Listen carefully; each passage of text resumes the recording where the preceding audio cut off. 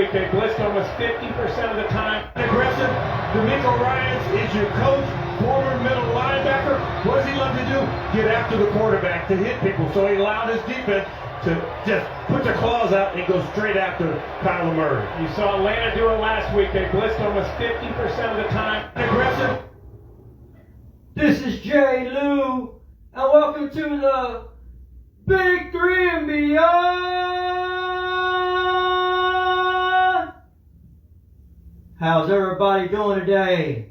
Man, it's another great day. I'm not going to say it's a beautiful day today. It's raining out there as we speak. It was raining out here earlier.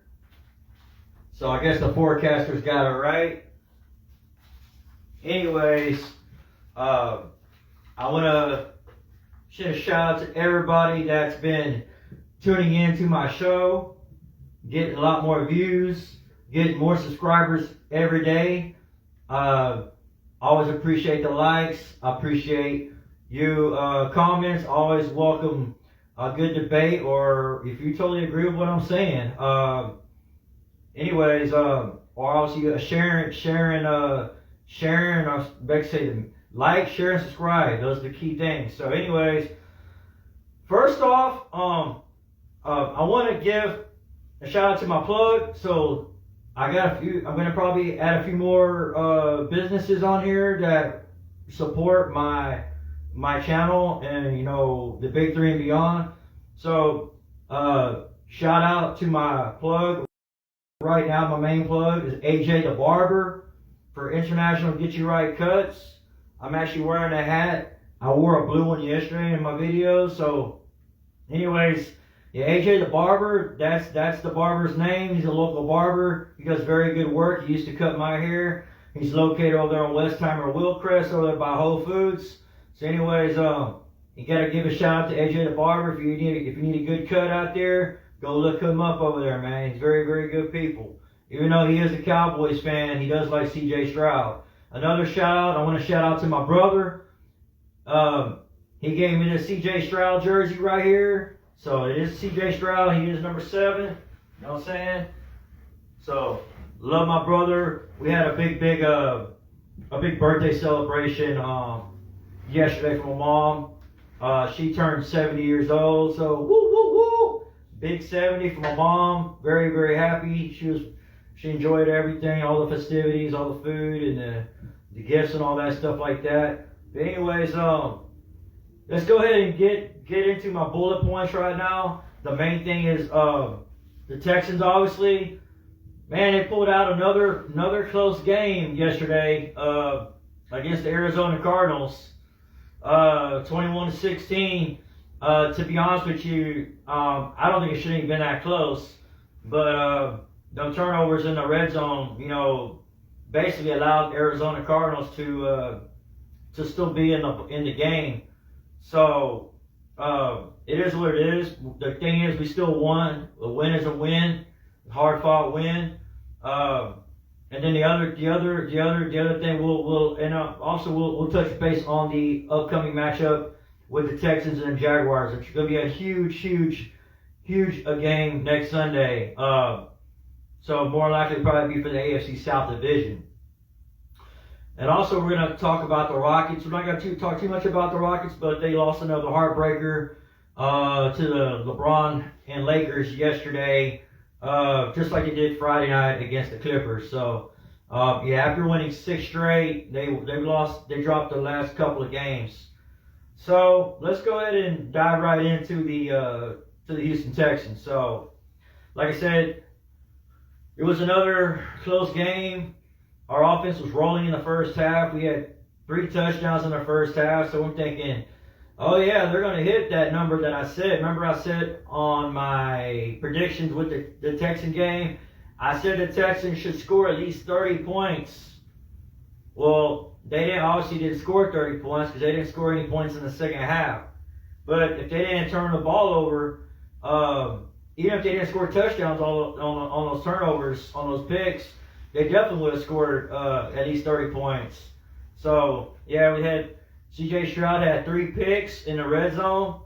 One of them I'm not even going to count as a pick because he threw it kind of hard. I will say he did throw a little too much mustard to Robert Woods, and he couldn't handle the pass, and it ricocheted off his hands into the Cardinals defender.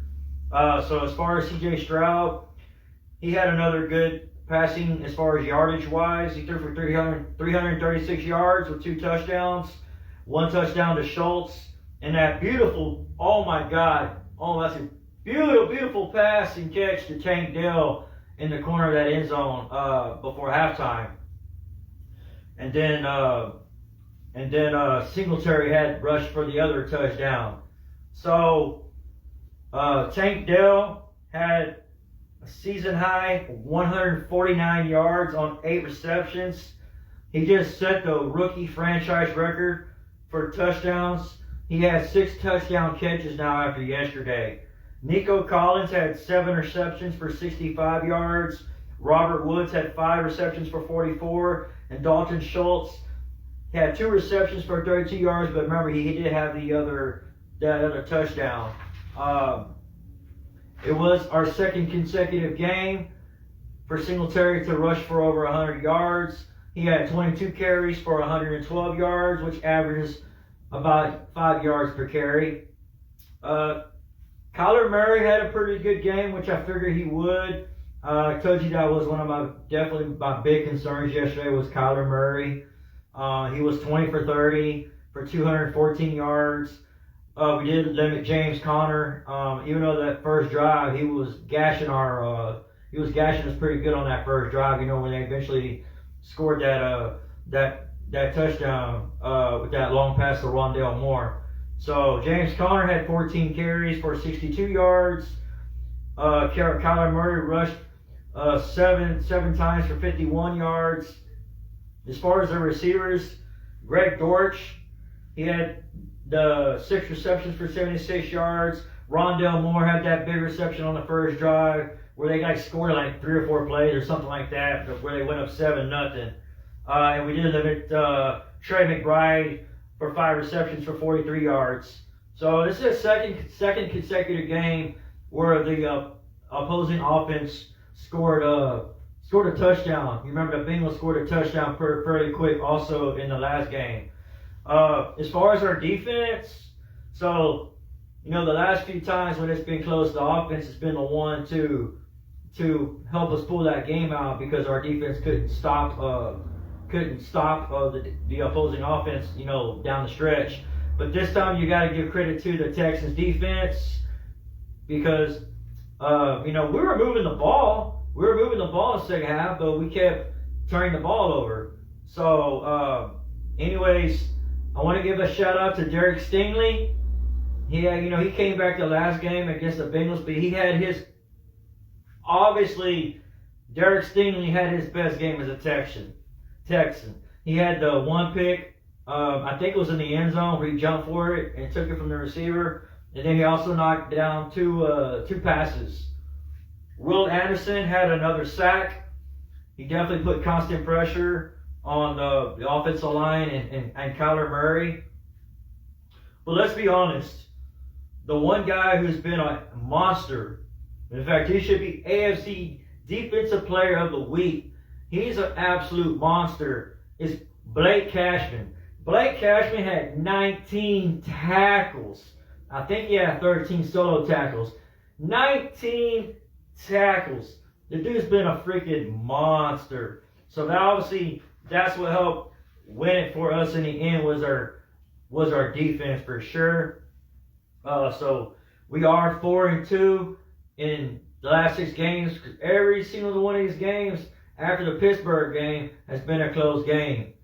So now, looking ahead next Sunday, we got the big game against the Jacksonville Jaguars next Sunday. Yes, this is for the AFC South. So the Jags, they demolished the Tennessee Titans 34-14. Trevor Lawrence is playing really, really good right now. He passed for over 260 yards.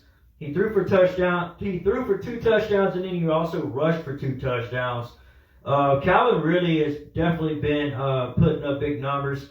He had 2 touchdowns for the Jaguars. So obviously we got some keys for next Sunday. The big one is Travis Etienne. He's capable of having some big games. He's a pretty good running back.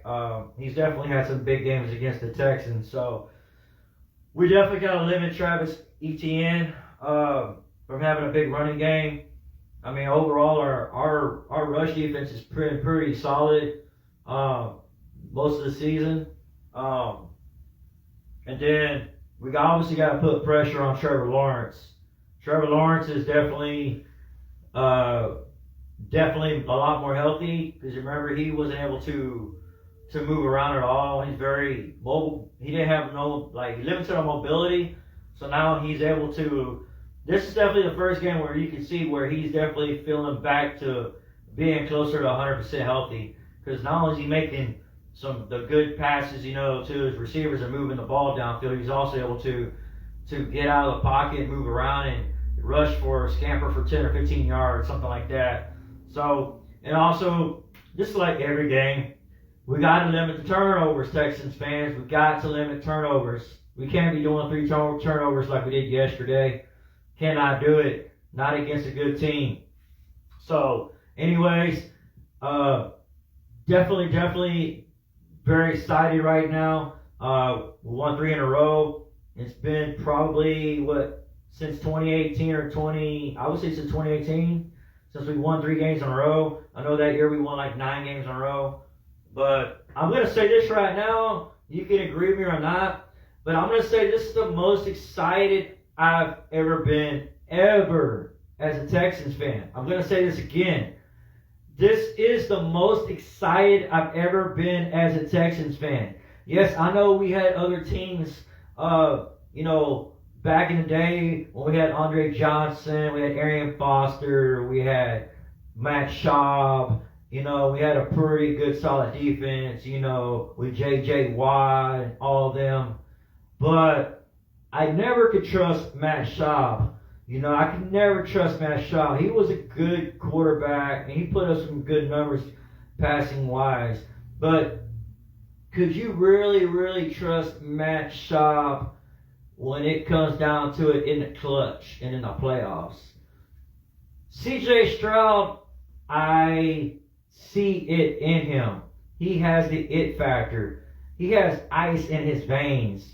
J.J. Watt said, we need to have all the butts in the seats. He had put an article on there, so there shouldn't be. He was being kind of frustrated because it wasn't a packed house. Let me say something real quick. Yes, the excitement level is building, and there is a lot more buzz, and we are an actually relevant team now because we're in the playoff mix. But whenever the Texans are bad for a certain period of time, especially as long as the Texans have been, a lot of people lost interest in the Houston Texans. They were at the bottom of the barrel. They were one of the worst teams in the league. So even though they're playing good right now, and everybody's, even outside of Houston's interested in watching the Texans, they're not just going to all of a sudden just start selling out NRG. It might start selling out this next week against Jacksonville Jaguars, because obviously that's a huge game with big playoff implications, even though there's still quite a bit of games left. But it's trending in that direction. We know it's trending in that direction.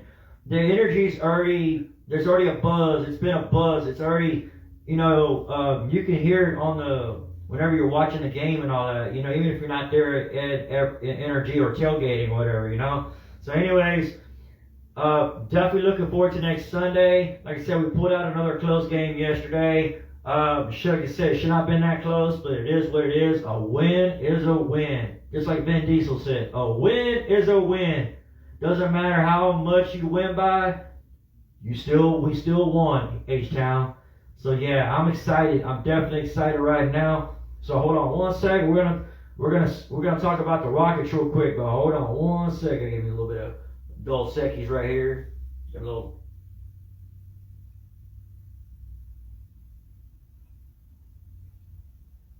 All right. So the Houston Rockets also played last night. They lost another heartbreaker. to LeBron James and the Lakers with 1.9 seconds left. LeBron James hit the free throw that basically won the game for him. They won it 105-104. Definitely was a winnable game, just like it was against the Clippers on Friday night. The Lakers definitely came to play. Remember, we just beat the brakes off of them from start to finish earlier in the season at Toyota Center. So LeBron James had this marked on his calendar. He has that thing with Dylan Brooks, and just the fact that how badly we beat them. You knew they were going to come out and definitely play harder, and they were going to. LeBron James was not going to let them get embarrassed like that. So LeBron James, he had 37 points yesterday. Anthony Davis had 27 points. As far as on the Rockets side, Dylan Brooks was the leading scorer with 24 points. He had 6 3-pointers. Alpi Şengün, he had a pretty good game with 23 points. He actually had tied the game against the Lakers with 4 seconds left. Obviously before LeBron James did his thing with the free throws. So I'm still excited with the Rockets. They're still playing really, really good defense. I love the ball movement. They're trending in the right direction, just like the Houston Texans are. But it is one of the things. You're playing 82 games. It's a long season, so they got to play Golden State tonight. So it's a back-to-back. So hopefully we'll see. Maybe they can pull that one out, avoid a 3-game losing streak. But anyways, I'm feeling confident with the Rockets. I definitely need to go to some games here pretty soon. It's one of the, I think it's, it's not one of the newest venues. Toyota Center is very, very nice. I like it. You know what I'm saying? So yeah, it's a lot of excitement in H-Town. Very pumped up. Probably go out and go watch this Monday Night Football game tonight. It's a big, big game between the Eagles at the Chiefs. I'm going to go with the Chiefs on that one. You probably saw my prediction on there. But anyways, I appreciate all of y'all. Oh, let me do my birthday shout out real quick. I do my birthday shout outs before I forget. I can't forget my birthday shout outs, especially today. So I gotta give a birthday shout out to my mom. My mom turned a big 70 yesterday. Big shout out to my mom. So yes, man. Love you, Mom. That's all I really want to say. She's not into sports. She probably doesn't really watch my show and all that. But anyways, big shout out to my mom. Big shout out to all you listeners out there that have been checking out the Big Three and Beyond. They've been, liking it. Always appreciate you sharing it, on your social media pages. And obviously, so give me that thumbs up. And always, definitely, if you're not a subscriber yet, please subscribe to my channel, Big 3 and Beyond. Again, y'all have a good day. Don't work too hard. It's only Monday. And H-Town, man, we'll be chatting here Thursday where we're going to preview all the upcoming NFL games. And I know we'll probably talk a little Rockets too. So, anyways, thanks again for tuning in another episode of Big 3 and Beyond. And H-Town, I'm out of here. Out. Peace.